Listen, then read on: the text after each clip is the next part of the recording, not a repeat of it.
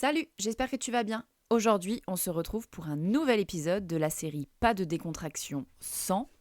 Mais avant de commencer, il faut absolument que je te dise que on commence dans 4 jours l'événement qui s'appelle 4 jours pour gagner en relâchement avec ton cheval. C'est 4 jours au cours duquel je t'embarque dans le process du programme Zen à cheval en condensé et où tu vas pouvoir expérimenter des exercices spécifiques pour gagner toi en relâchement et aider ton cheval à gagner en relâchement lui aussi. Alors, que tu sois une cavalière qui te qualifie de peureuse ou que tu aies un cheval que tu qualifies d'explosif ou que tu as la sensation depuis un moment qu'il te manque quelque chose et que tu penses que ce truc qui te manque, c'est le relâchement et le calme, cet événement, il est fait pour toi. C'est un événement en ligne et gratuit. Ça commence le 20 février 2025, donc dans 4 jours au moment où sort cet épisode de podcast. Et j'ai trop hâte de vivre ça avec vous. Si jamais tu veux t'inscrire et nous rejoindre, je te laisse t'inscrire via le lien qui est directement dans la description de cet épisode de podcast. Et c'est le moment où on commence l'épisode du jour.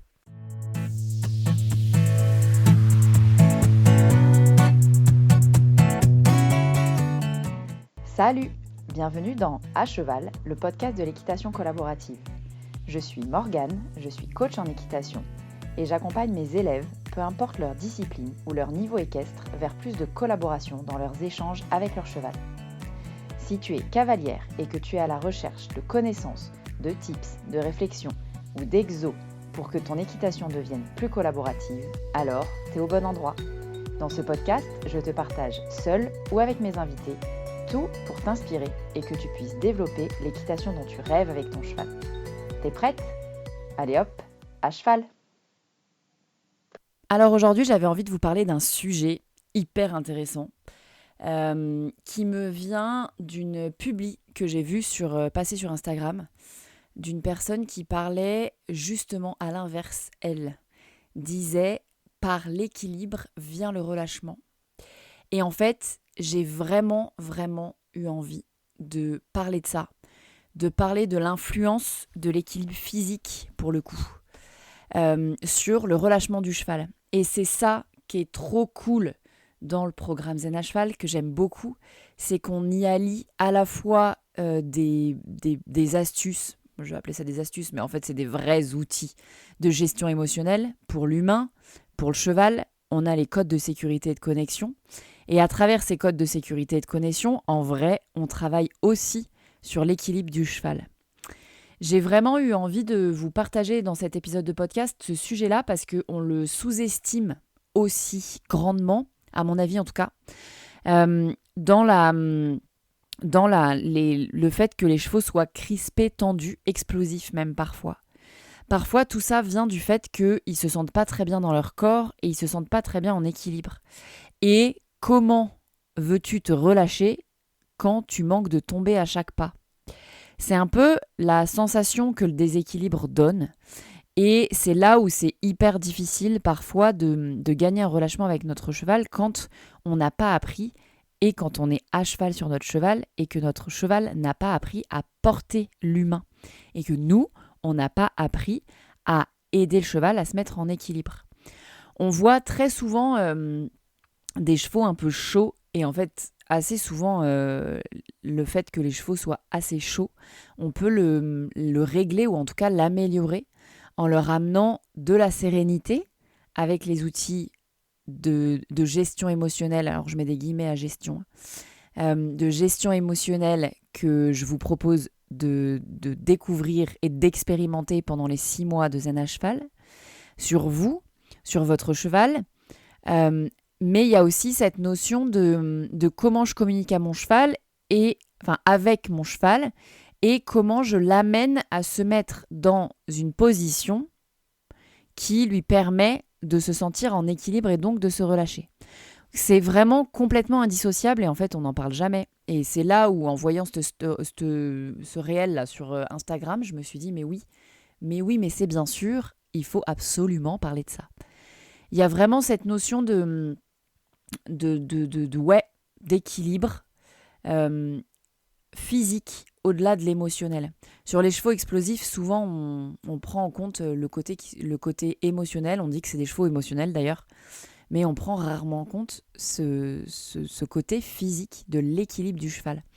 Et donc, c'est là où c'est hyper intéressant dans un à cheval parce qu'on va sur tous ces sujets-là.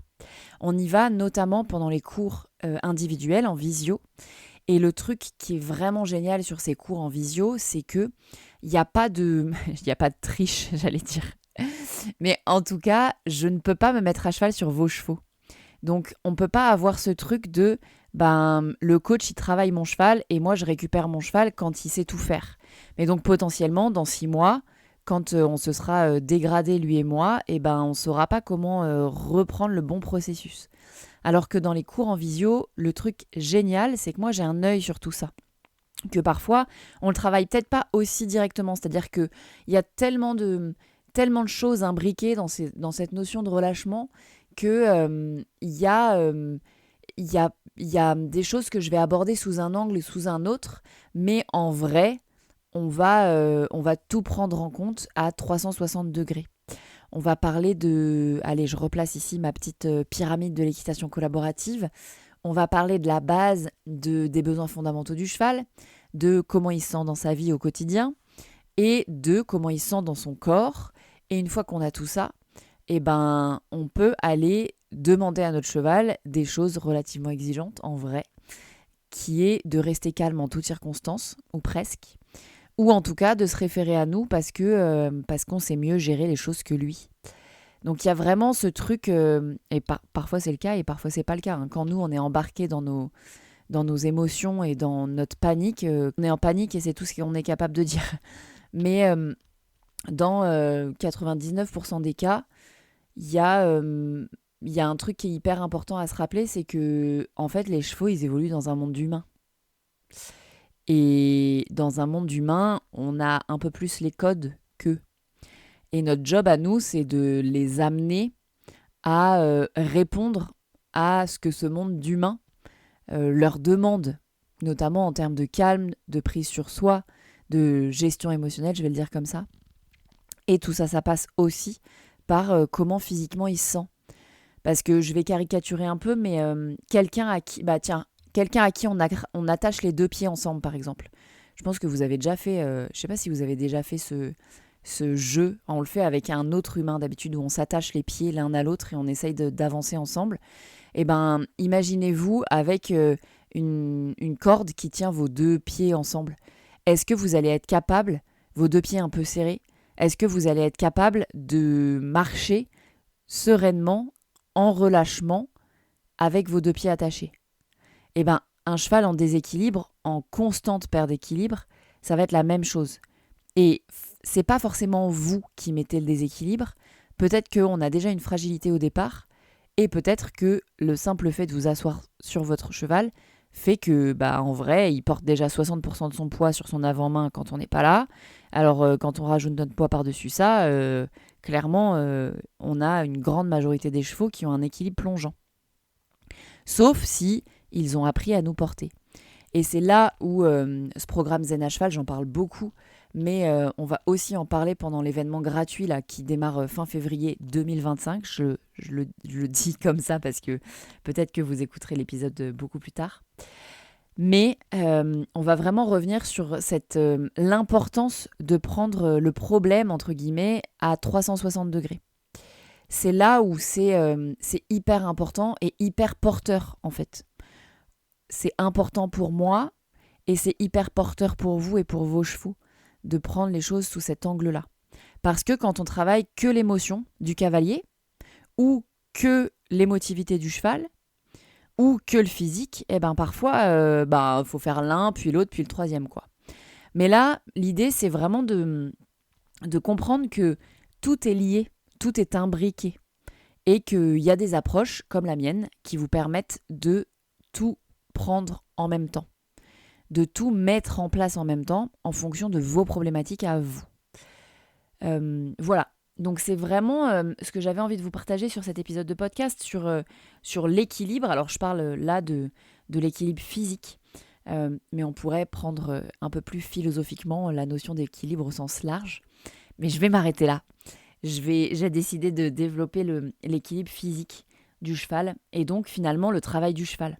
Et donc, c'est pas anodin. Parfois, j'ai du mal à m'arrêter, vous sentez? En vrai, parfois, on sous-estime ce truc-là en se disant bah moi, je suis une cavalière de loisirs, moi, je suis une cavalière d'extérieur, donc en vrai, mon cheval, il a pas trop besoin de travailler son physique parce que bah ce que je lui demande, c'est quand même pas grand-chose. Et ben, j'espère que avec cet épisode, vous aurez compris que ce n'est pas le cas. Et c'est même l'inverse. Que avec tous nos chevaux, parce que j'imagine que si vous écoutez cet épisode de podcast, c'est que vous êtes sur la recherche d'une relation collaborative avec votre cheval, donc d'une co-création de tout ce que vous faites avec lui, que ce soit à pied, à cheval, peu importe.